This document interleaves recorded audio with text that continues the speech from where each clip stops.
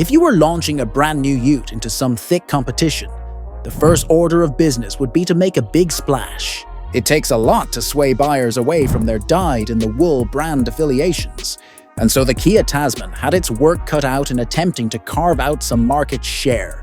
But here is the question: can a Kia really beat Ford and Toyota at their own game? After testing the Tasman, I have some answers.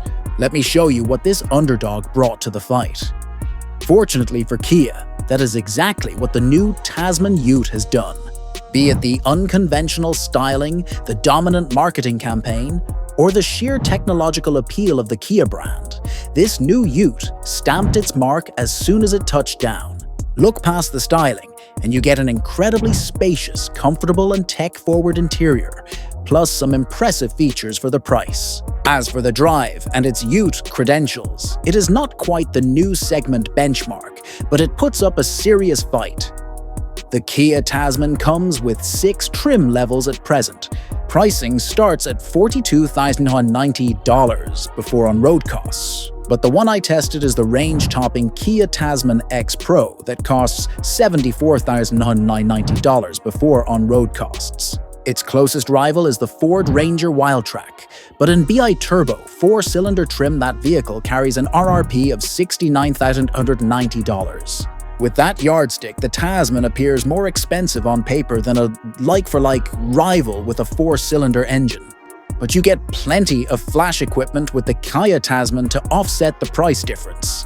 There are X-Trek and Rock off-road modes, a Harman Kardon premium sound system, underbody protection, heated rear seats, ventilated front seats, memory settings for the front row, ambient lighting throughout the cabin, 17-inch wheels with all-terrain tires, a heated steering wheel, and rarely for a dual-cab ute, a sunroof. That is in addition to stuff you get on lower grades, such as dual wireless phone chargers, blind spot cameras, twin 12.3-inch screens, remote parking assistance, and a tub liner.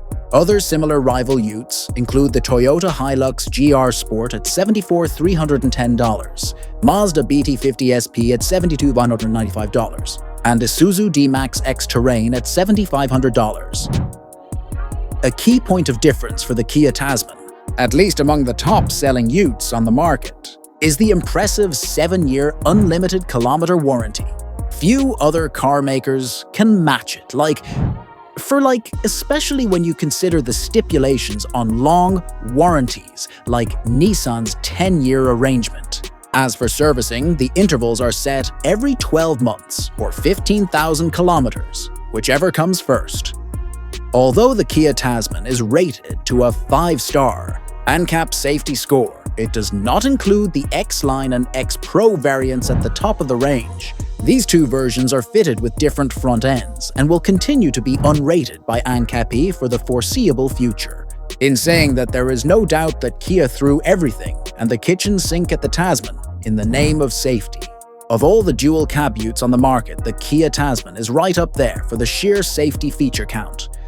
It covers all the basics, including autonomous emergency braking, rear cross-traffic alert, lane departure warning, blind spot monitoring, and driver attention monitoring.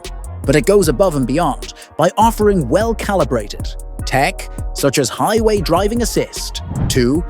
This combines the adaptive cruise control and lane centering systems to perform autonomous lane changes under the right conditions.